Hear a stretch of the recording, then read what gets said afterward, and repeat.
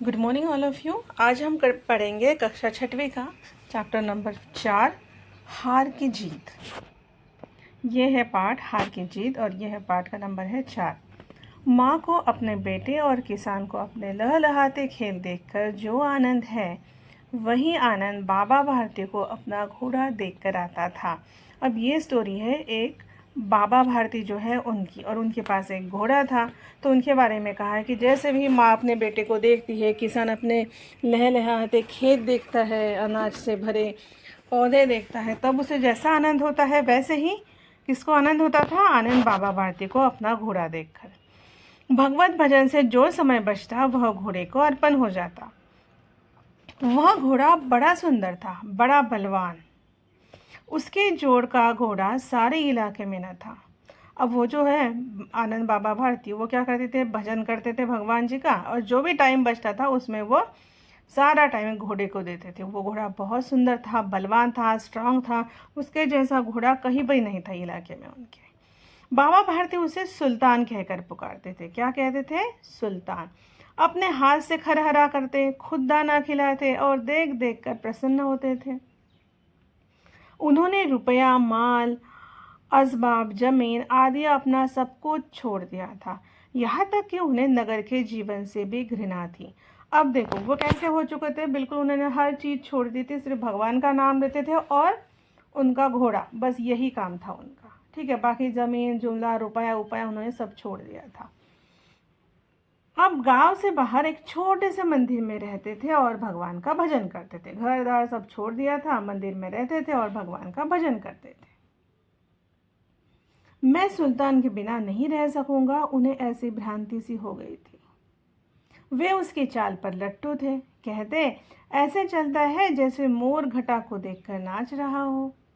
जब तक संध्या समय सुल्तान पर चढ़कर 8-10 मील का चक्कर न लगा लेते उन्हें चैन न आता।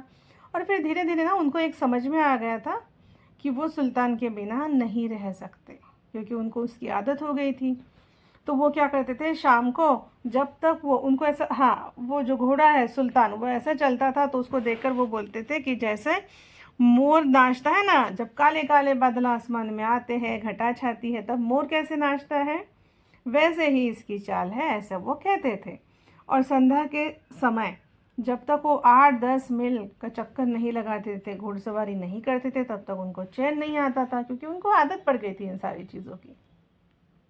ये देखिए यहाँ पर सुल्तान है और ये उनके बाबा आनंद भारती। चलिए, खड़क सिंह इस इलाके का प्रसिद्ध डाकू था। लोग उसका नाम सुनकर कांपते थे। होते होते सुल्तान की कीर्ति उसके कानों तक भी पहुंची। उसका हृदय उसे देखने के लिए अधीर हो उठा। अब ये खड़क सिंह था डाकू, ठीक है। अब उसके भी कान पर ये सारी बातें गई कि कोई सुल्तान नाम का घोड़ा है, अच्छा है, तो उसको लगा कि उसे देखना चाहिए। एक दिन वह दोपहर के समय बाबा भारती के पास पहुंचा और नमस्कार करके बैठ गया। बाबा भारती ने पूछा, खड़क सिंह क्या हाल है? तो खड़क सिंह ने सिर झुकाकर उत्तर दिया, आपकी दया है। तो बाबा भारती ने पूछा, कहो इधर कैसे आ गए? तो क्या कहा खड़क सिंह ने? सुल्तान की चाह खींच लाई, कि सुल्तान को देखना था, बस वही चाह मुझे यहाँ पर खींच लाई। तो बाबा जी ने कहा कि विचित्र जानवर है, देखोगे तो प्रसन्न हो जाओगे। मैंने भी बड़ी प्रशंसा सुनी है। किसने कहा? ये खड़क सिंह ने। तो फिर बाबा ने कहा, उसकी चाल तुम्हारा मन मोह लेगी। तो खड़क सिंह ने कहा, कहते हैं देखने में बहुत सुंदर है। तो उसके ऊपर बाबा ने कहा, क्या कहना, जो उसे एक बार देख लेता उसके हृदय पर उसकी छवि अंकित हो जाती है। मतलब उनसे दिलो दिमाग पर बस वही सुल्तान ही छा जाएगा। बहुत दिनों से अभिलाषा थी, आज उपस्थित हो सका हूँ। तो खड़क सिंह ने कहा कि मेरी बहुत दिनों से अभिलाषा थी, मतलब इच्छा थी उसे देखने की, और फाइनली मैं आज यहाँ पर आया हूँ। बाबा भारती और खड़क सिंह दोनों अस्तबल में पहुँचे। जहाँ पर घोड़ों को रखते हैं ना, वो जगह उसे कहते हैं अस्तबल। वहाँ पर पहुँचे दोनों। बाबा ने घोड़ा दिखाया घमंड से। खड़क सिंह ने घोड़ा देखा आश्चर्य से। उसने सैकड़ों घोड़े देखे थे, परंतु ऐसा बाका घोड़ा उसकी आंखों से कभी न गुजरा था। अब खड़क सिंह भी आश्चर्य से घोड़े को देखने लगा। उसने तो ढेर सारे घोड़े देखे थे, लेकिन इतना सुंदर, इतना अच्छा, इतना स्ट्रांग घोड़ा उसने कभी नहीं देखा था। तो वो सोचने लगा कि भाग्य की बात है कि ऐसा घोड़ा किसके पास होना चाहिए था। ऐसा घोड़ा खड़क सिंह के पास होना चाहिए था। इस साधु को ऐसी चीज़ों से क्या लाभ कि साधु को तो कोई फायदा भी नहीं है। कुछ देर तक आश्चर्य से चुपचाप खड़ा रहा। इसके पश्चात मतलब उसके बाद उसके हृदय में हलचल होने लगी। उसे कुछ ठीक नहीं लगने लगा। उसको लगा कि यार इतना अच्छा घोड़ा इसके पास है, ये तो मेरे पास होना चाहिए। फिर क्या हुआ देखो, बाल को किसी अधीरता से बोला, जैसे छोटे बच्चे नहीं क्या किसी चीज़ के लिए बिल्कुल उनको थोड़ा सा पेशेंस नहीं रहता है, उस टाइम बात करते हैं, वैसे खड़क सिंह ने कहा, परंतु बाबा जी इसकी चाल न देखी तो क्या, कि अगर इसकी मैंने चाल नहीं देखी, ये कैसा चलता है, कैसा दौड़ता है, तो क्या है उसमें, है ना, वो देखी तो ठीक है। बाबा भारती भी मनुष्य थे। अब ये बाबा भारती जो थे, ये बाबा तो थे, सब घर-दार सब छोड़ दिया था उन्होंने, लेकिन थे तो वो मनुष्य ना। अपनी चीज़ की प्रशंसा दूसरे के मुख से सुनने के लिए उनका हृदय भी अधीर हो गया था। अब जैसे देखो हमारे पास कोई चीज़ होती है और कोई बोलता है कि यार तुम्हारे पास ये है, वो है, बहुत अच्छा है, तो हम खुश हो जाते हैं ना। वैसे बाबा भारती भी तो मनुष्य ही थे, तो वो भी उनको भी अच्छा लगा ना। तो उनको लगा कि चलो घोड़े की चाल भी दिखा देता हूँ। घोड़े को खोलकर बाहर लाए और उसकी पीठ पर हाथ फेरने लगे। एकाएक उचक कर सवार हो गए। घोड़ा हवा से बातें करने लगा। उसकी चाल को देखकर खड़क सिंह के हृदय पर सांप लौट गया। अब देखो क्या हुआ यहाँ पर। बाबा भारती ने घोड़े को बाहर लाया, उसकी पीठ थपथपाई और एकदम से उसके ऊपर सवार हो गए और वो तेजी से भागने लगा। हवा से बातें करने लगा मतलब तेजी से भागने लगा। अब उसका वो घोड़े की चाल देखकर खड़क सिंह को बहुत बुरा लगा। उसको दुख हुआ। वह डाकू था और जो वस्तु उसे पसंद आ जाए उस पर वह अपना अधिकार समझता था। अब वो तो डाकू था, डाकू लोग तो छीन के लेके आ जाते हैं ना, उनको जो चाहिए होती हैं, जो चीज़ें चाहिए होती हैं, और उसको लगता था कि जो चीज़ मुझे चाहिए वो मेरे अधिकार की है। उसके पास बाहुबल था, मतलब वो स्ट्रांग था। आदमी थे, बेरहमी थी, अहिंसा से वो लोग सारे काम करते थे ना, मार पीट कर, इसलिए बोला है कि बेरहमी थी। ढेर सारे आदमी भी थे उसके पास। जाते जाते उसने कहा, बाबा जी मैं यह घोड़ा आपके पास न रहने दूंगा। क्या कहा उसने कि बाबा जी यह इतना अच्छा घोड़ा मैं आपके पास नहीं रहने दूंगा। बाबा भारती डर गए। अब उन्हें रात को नींद न आती। सारी रात अस्तबल की रखवाली में कटने लगी। अब खड़क सिंह ऐसा बोलकर गया और बाबा जी को पता था कि वो तो घोड़े के बगैर रह नहीं सकते, बराबर। अब उनकी नींद ही उड़ गई। अब वो सारी रात भर न 10 बार अस्तबल में जाकर देखते थे, वहां पर रखवाली करते थे। प्रति क्षण मतलब हर क्षण खड़क सिंह का भय लगा रहता, परंतु कई मास बीत गए और वह न आया। अब देखो खड़क सिंह ने उनको बताया था कि मैं घोड़ा आपके पास नहीं रहने दूंगा, इसलिए बाबा जी डर गए थे। तो वो क्या करते थे, रखवाली करते थे घोड़े की। लेकिन कई मास बीत गए, मतलब बहुत महीने बीत गए, लेकिन वो नहीं आया। यहाँ तक कि बाबा भारती कुछ असावधान हो गए थे और इस भय को स्वप्न के भय के नाई मिथ्या समझने लगे।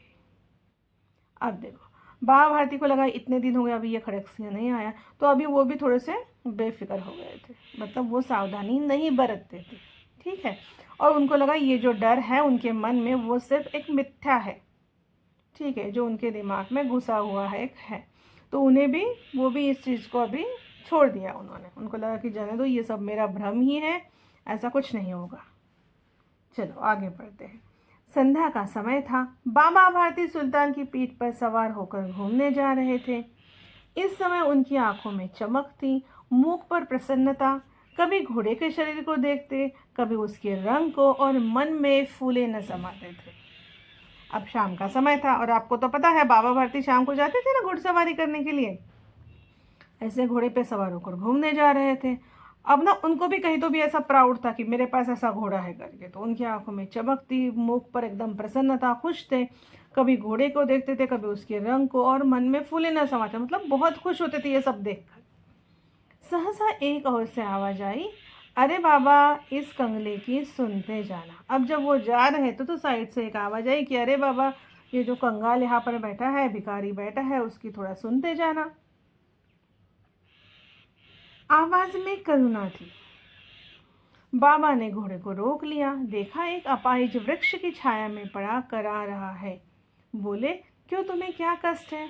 अब आवाज़ सुनकर बाबा रुक गए। उन्होंने देखा कि एक अपाहिज व्यक्ति है जो वृक्ष की छाया में, मतलब पेड़ की छाया में बैठा है, करा रहा है। तो बाबा ने पूछा कि बोलो, क्या कष्ट है तुम्हें? तो उस अपाहिज ने हाथ जोड़कर कहा, बाबा मैं दुखियारा हूँ, मतलब दुखी आदमी हूँ, मुझ पर दया करो। रामावाला यहाँ से 3 मील है। उसने कहा कि मुझे रामावाला जाना है। रामावाला एक जगह का नाम है, वहाँ पर मुझे जाना है। और वो कितने दूर है? 3 मील। घोड़े पर चढ़ा लो, परमात्मा भला करेगा कि आप अगर मुझे घोड़े पर चढ़ा दोगे, वहाँ तक मैं पहुँच जाऊँगा, तो भगवान आपका भला करेगा। तो बाबा जी ने पूछा कि वहाँ कौन है तुम्हारा? वहाँ तुम्हारा कौन है? तो उन्होंने कहा, उस अपाहिज ने, कि दुर्गा दत्त वैद्य का नाम तो आपने सुना ही होगा, मैं उनका सौतेला भाई हूँ। ठीक है, किसका सौतेला भाई हूँ मैं? दुर्गा दत्त वैद्य का। बाबा भारती ने घोड़े से उतरकर अपाहिज को घोड़े पर सवार किया। अब बाबा भारती ने क्या किया? खुद उतर गया और अपाहिज को घोड़े पर बिठा दिया और स्वयं उसकी लगाम पकड़कर धीरे धीरे चलने लगे। और घोड़े की लगाम पकड़ी वो रस्सी और धीरे धीरे चलने लगे। सहसा उन्हें एक झटका सा लगा और लगाम हाथ से छूट गई। एकदम उनको झटका लगा, उनके हाथ से लगाम छूट गई। उनके आश्चर्य का ठिकाना न रहा। तो वो शौक हो गए, एकदम आश्चर्यचकित हो गए। जब उन्होंने क्या देखा? अपाहिज घोड़े की पीठ पर तन कर बैठा है और घोड़े को दौड़ाए लिए जा रहा है। जब उन्होंने देखा कि घोड़े की लगाम किसके हाथ में है? उस अपाहिज के हाथ में है। वो पीठ एकदम तन कर, मतलब स्ट्रेट करके बैठा है और घोड़े को क्या कर रहा है? दौड़ा रहा है। उसके मुख से भय, विस्मय और निराशा से मिली हुई चीख निकल पड़ी। उनके मुंह से, उनके मतलब बाबा जी के मुंह से। अब वो डर भी गए थे, आश्चर्य भी हो गया था उनका, और घोड़ा वो लेके जा रहा था, इसलिए निराशा भी। तो ये सारे तीनों इसकी मिक्स वाली चीख उनके मुंह से निकल गई। वह कौन था पता है? वह अपाहिज डाकू खड़क सिंह था।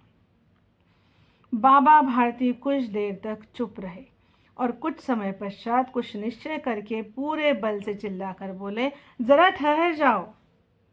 अब पहले तो बाबा भारती चुप रहे, फिर उन्होंने कुछ निश्चय किया तो बिठान लिया और फिर पूरे बल से जोर कर चिल्लाकर बोले, जरा ठहर जाओ।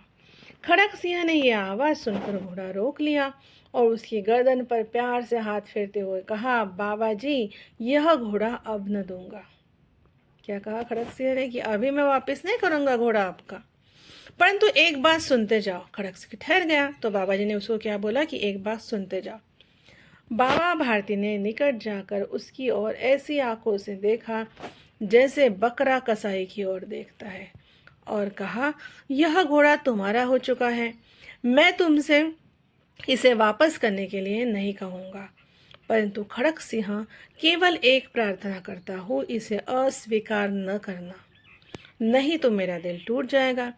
अब बाबा भारती ऐसे देख रहे थे उसको, ठीक है, उसकी तरफ देखकर बोले कि ये घोड़ा तुम्हारा हो चुका है, मैं वापस तो नहीं मांगूंगा, लेकिन मेरी एक रिक्वेस्ट है, मेरी प्रार्थना है, उससे तुम अस्वीकार मत करना, नहीं तो मेरा दिल टूट जाएगा।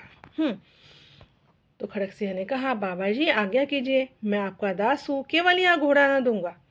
उसने भी कहा खड़क सिंह ने कि आप जो बोलोगे वो मैं करूँगा, सिर्फ घोड़ा वापस नहीं करूँगा। अब घोड़े का नाम न लो। देखो बाबा जी ने क्या कहा कि घोड़े का अब नाम ही मत लो, मैं कुछ नहीं करूँगा, मैं तुमसे इस विषय में कुछ न कहूँगा। मेरी प्रार्थना केवल यह है कि इस घटना को किसी के सामने प्रकट न करना। क्या कहा बाबा जी ने कि ये जो तुमने चोरी चकारी से लिया ना, मुझसे छल से लिया था ना घोड़ा, तो ये जो बात है किसी के सामने बोलना मत। खड़क सिंह का मुंह आश्चर्य से खुला रह गया। अब खड़क सिंह एकदम शौक हो गया, उसको आश्चर्य लगा कि ऐसा क्यों। उसे लगा था कि उसे घोड़े को लेकर यहाँ से भागना पड़ेगा, लेकिन उसको ज़रूरत ही नहीं पड़ी। परंतु बाबा भारती ने स्वयं कहा कि इस घटना को किसी के साथ डिस्कस ही मत करना, बताना ही मत। ये देखो बाबा भारती है, उससे बता रहे हैं कि इस घटना को किसी के साथ मत शेयर करना, बताना मत करके। तो इस घटना को किसी के सामने प्रकट न करना, इससे क्या प्रयोजन सिद्ध हो सकता है? अब मुझे बताओ, ऐसे बाबा भारती ने क्यों कहा होगा कि ये वाली जो घटना है वो किसी को मत बताना?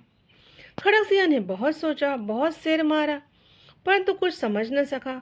हार कर उसने अपने आंखें बाबा भारती के मुख पर गड़ा दी और पूछा, बाबा जी इसमें आपको क्या डर है?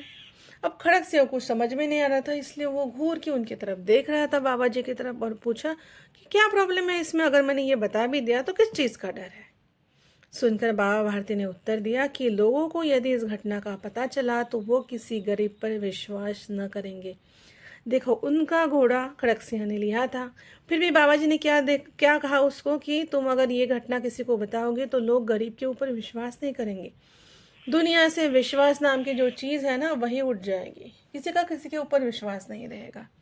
यह कहते कहते उन्होंने सुल्तान की ओर से इस तरह से मुंह मोड़ लिया जैसे उनका उससे कभी कोई संबंध ही न हो रहा हो। देखो, सुल्तान के बिना वो रह नहीं सकते थे, लेकिन अभी देखो, अभी कितने अच्छे से उन्होंने कैसे ऐसे ये किया कि जैसे उनका और सुल्तान का कोई संबंध ही नहीं है। ऐसा करके उन्होंने मुंह मोड़ लिया और वहां से वो निकल गए। बाबा भारती चले गए, परंतु उनके शब्द खड़क सिंह के कानों में उसी प्रकार गूंज रहे थे। वो तो चले गए, लेकिन उन्होंने जो भी कहा वो सारी चीज़ें खड़क सिंह के दिमाग में घूम रही थी, कानों में वही वही चीज़ें आ रही थी, गूंज रही थी। सोचता था कैसे ऊंचे विचार है, कैसा पवित्र भाव है। वो सोच रहा है कि इनके विचार कितने अच्छे हैं, पवित्र भाव है इनका। इन्हें किससे प्रेम था? घोड़े से। ठीक है, इसे देखकर उनका मुख फुल की नाई खिल जाता था कि वो तो घोड़े को देखकर तो वो बहुत खुश हो जाते थे। कहते थे कि इसके बिना मैं रह नहीं सकूंगा, इसलिए रखवाली में भी वो कई रात नहीं सोए थे। हमने देखा था ना, वो रखवाली करते थे, भजन भक्ति न कर रखवाली करते रहे। देखो, उन्होंने उतने टाइम भजन भक्ति भी नहीं की थी, उनका पूरा ध्यान सिर्फ किसकी तरफ था? रखवाली की तरफ। परंतु आज उनके मुख पर दुख की रेखा तक दिखाई न पड़ती थी। उसने सोचा कि सुल्तान को मैंने ले भी लिया है, फिर भी उनके मुख पर थोड़ा सा भी दुख नहीं है कि उन्होंने सुल्तान को खो दिया। लेकिन उनको किस चीज़ का ख्याल था? बाबा भारती को उन्हें केवल यह ख्याल था कि कहीं लोग गरीबों पर विश्वास करना ना छोड़ दे। गरीबों पर विश्वास नहीं करेंगे तो किसी की मदद नहीं करेंगे, है ना? तो गरीब आदमी वैसा ही रहेगा बिना मदद के। रात के अंधेरे में खड़क सिंह बाबा भारती के मंदिर में पहुंचा। चारों ओर सन्नाटा था, आकाश में तारे टिमटिमा रहे थे, थोड़ी दूर गांव के कुत्ते भौंक रहे थे। अब रात के अंधेरे में ये खड़क सिंह गया बाबा भारती के मंदिर में, तो चारों ओर एकदम शांति थी, सन्नाटा था, आकाश में सितारे टिमटिमा रहे थे और दूर गांव के कुत्ते भौंक रहे थे। मंदिर के अंदर कोई शब्द सुनाई न देता था, कुछ चल ही नहीं रहा था मंदिर के अंदर, तो क्या सुनाई देगा? खड़क सिंह सुल्तान की बाग पकड़े हुए था। वह धीरे धीरे अस्तबल के फाटक पर पहुंचा। खड़क सिंह ने उसकी लगाम पकड़ी थी और वो धीरे धीरे कहाँ पहुंचा? अस्तबल के फाटक पर। फाटक खुला पड़ा था। अभी वो फाटक खुला था, किसी समय वहां बाबा भारती स्वयं लाठी लेकर पहरा देते थे, परंतु आज उन्हें किसी चोरी किसी डाके का भय न था। देखो, आज अस्तबल का दरवाजा वैसा ही खुला था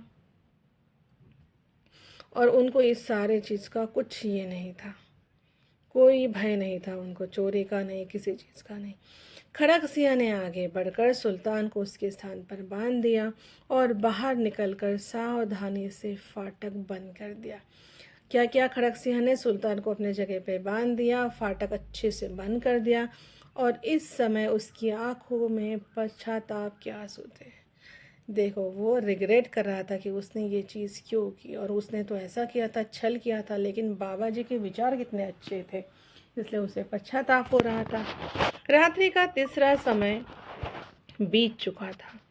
चौथा प्रहर आरंभ होते ही बाबा भारती ने अपनी कुटिया से बाहर निकल ठंडे जल से स्नान किया। अब रात्रि का तीसरा प्रहर खत्म हो चुका था। सुबह सुबह जो रहता है चौथा प्रहर, तब वो उठे, कुटिया से बाहर निकले और ठंडे जल से स्नान किया उन्होंने। उसके पश्चात मतलब उसके बाद इस प्रकार जैसे कोई स्वप्न में चल रहा हो, उनके पांव अस्तबल की ओर बढ़े, परंतु फाटक पर पहुंचकर उनको अपनी भूल प्रतीत हुई। अब जब से उनको आदत थी कि अस्तबल के पास जाते थे, सुल्तान को देखते थे, वैसे ही वो वहां तक गए। फिर उनको समझ में आया, फाटक पर गए तो उनको उनकी भूल समझ में आई कि अरे, इसमें यहाँ पर तो सुल्तान है ही नहीं। साथ ही घोर निराशा ने पाँव को मन भर का भारी बना दिया। मतलब वो वही रुक गए, उनके पैर ही नहीं उठ रहे थे, क्योंकि पता था कि वहां पर वो है ही नहीं सुल्तान। इसलिए वहाँ पर बोला है कि घोर निराशा ने पाँव को मन भर का भारी बना दिया था। वे वहीं रुक गए। घोड़े ने अपने स्वामी के पाँव की चाप को पहचान लिया और जोर से हिनहिनाया।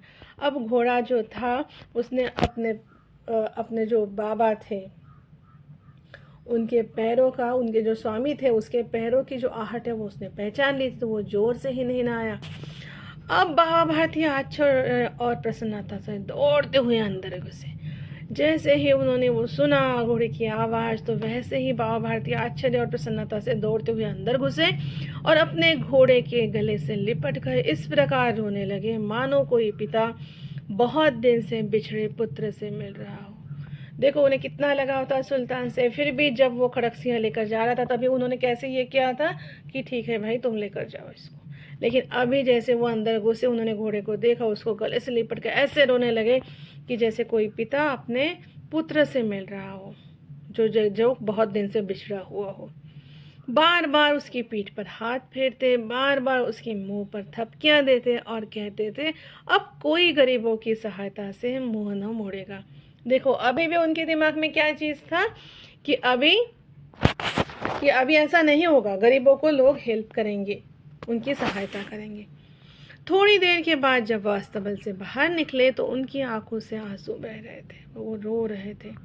ये आंसू उसी भूमि पर ठीक उसी जगह गिर रहे थे जहां बाहर निकलने के बाद खड़क सिंह खड़ा होकर रोया था। देखो ये जगह सेम थी, हम लोगों ने देखा ना, खड़क सिंह बाहर निकला था, फिर उसके पश्चाताप के आंसू निकल रहे थे। वो आंसू जहां पर गिरे थे ना, वही सेम जगह पर स्वामी जी भी खड़े थे, बाबा जी ये, और वहीं पर रो रहे थे। पहले थे पश्चाताप के आंसू और अभी यहाँ पर वो बाबा जी के आंसू। दोनों के आंसुओं का उस भूमि के मिट्टी पर परस्पर मेल हो गया। यहाँ पे बोला है कि वो जो मिट्टी थी उस मिट्टी पर दोनों के आंसुओं का मेल हो गया।